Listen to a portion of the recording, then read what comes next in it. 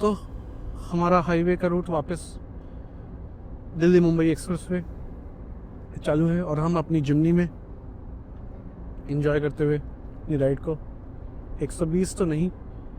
एक चीज़ हाँ मैंने नोटिस किया है जिमनी में, मीन्स हमने क्रूज़ कंट्रोल में 80 की स्पीड में क्रूज़ कंट्रोल किया है, 100 में किया है, 115, 119 में किया है।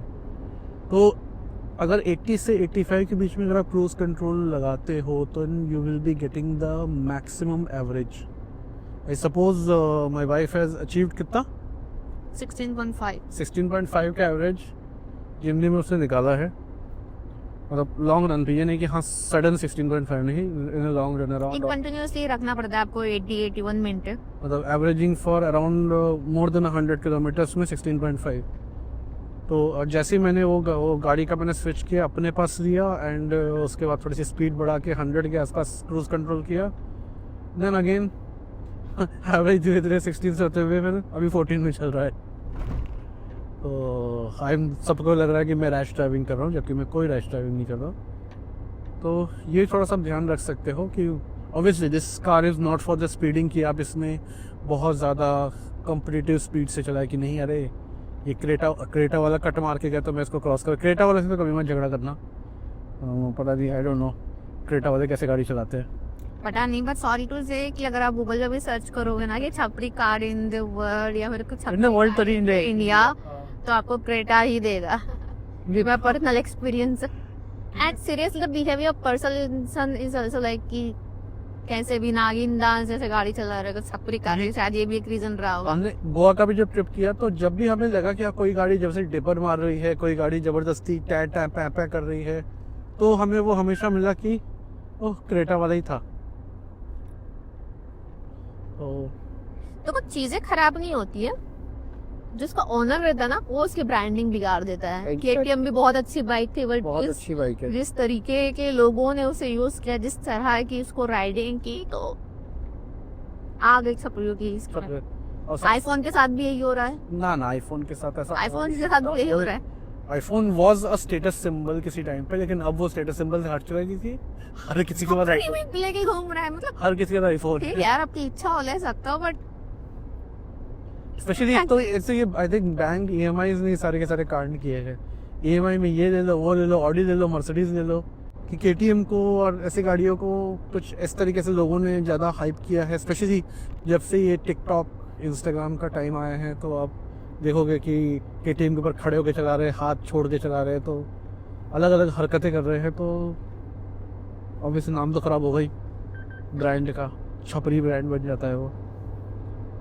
बट जिमनी इज नॉट छपरी। जिमनी इतनी दिखती नहीं है कि इसे कोई छपरी बोल सके। एक एवरेज कम होने का रीजन ये भी था, जहाँ मैं 16.5 चला रही थी, तुम 14 पे चला रहे, तो मैंने पूरा नेशनल हाईवे पे कांस्टेंट स्पीड मेंटेन करके रखी थी। उसके बाद तुम्हें वो कोई गांव वाला एरिया है, कांस्टेंट स्पीड मैंने मेंटेन किया था, पर मैंने कांस्टेंट स्पीड 105 पे मेंटेन करके रखा था।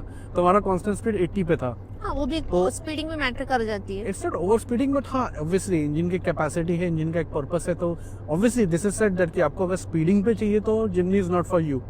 बट आई डोंट थिंक कि आपको 80, 90, 100 उससे स्पीड आपकी रिक्वायरमेंट है। और 100 पे भी आपको अगर 12 के आसपास की एवरेज मिलती है जिमनी जैसी गाड़ी में, तो आई don't think it's a bad thing, bad choice.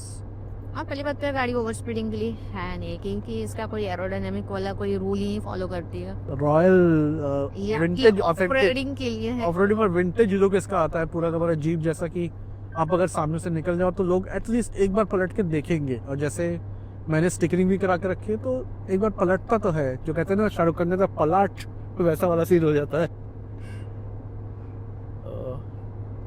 It's a fun enjoy. अभी देखते हैं हम कि इंदौर में कितने बजे तक पहुंचते हैं। एज पर मैप तो 7:30 दिखा रहा है, but we don't know, maybe क्योंकि हमें हाफ एन आवर लग जाएगा कोटा में, बिकॉज कोटा के हाईवे पे मिलती है एक ठेला है जो बेचता है kachori, and that kachori is very favourite है। तो हम लोग का इंदौर का जब भी ट्रिप बनता है तो हमारा एक बजे के लंच का वो कचौड़ी खाएंगे। 4, 5, 6 कचौड़ी हम खाते हैं और 7, 8, 8, 9 तो हम लेके जाते हैं, क्योंकि मम्मी को भी चाहिए वो कचौड़ी, पापा को भी चाहिए, तो घर में जाके अलग से कचौड़ी खाई जाती है। वैसे देखा जाए तो कचौरी का एक अलग ही ट्रेंड होता है। जैसे दिल्ली में अगर आप आओ तो कचौरी समोसे ही आपको हरी चटनी के साथ देते हैं। महाराष्ट्र एमपी में गए तो आपको लाल चटनी के साथ ही मिलेगी। राजस्थान में आओ, यहाँ पे आपको कड़ी के साथ सर्व की जाती है, ठंडे समोसे और गरम गरम कड़ी, उसका भी एक अपना मजा है। एग्जैक्टली। दिल्ली में वैसे छोले के साथ भी कचौड़ी मिलती है। हाँ, छोले के साथ भी मिलती है, लेकिन यहाँ पे देख कड़ी के साथ कचौड़ी, इनका वाह। पहले वो कचौड़ी को मस्त तोड़ के क्रश करके देते, वो उससे कड़ी डालते, थोड़ा सा दही, थोड़ा सा प्याज, थोड़ा सा बूंदी और कुछ मसाला। सोच के भूख लग गई है। कोटा कब आ रहा है? तो अब कोटा कब आएगा? जल्दी आ जा, बहुत हो गया। अब तो मेरे को भूख लगने लगी सीरियसली वाली। एग्जैक्टली। कचौरी का नाम इतना सुन